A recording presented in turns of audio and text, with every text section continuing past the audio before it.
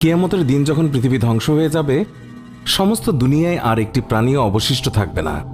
তখন আল্লাহ তাআলা আজরাইল ফেরেশতাকে ডেকে বলবেন, ইয়া আজরাইল, আমি তোমাকে জীবের জান কবজ করার জন্য এ যাবৎ যত শক্তি ও ক্ষমতা দান করেছিলাম, আজ তা বাড়িয়ে 10 গুণ করে দিচ্ছি।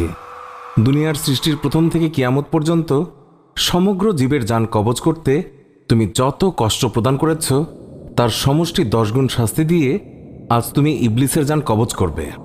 তোমার সর্বশক্তি এবং তুমি আমার গজবের পোশাক পরিধান করে যাও এবং ইবলিস শয়তানের রূহ কবজ করো।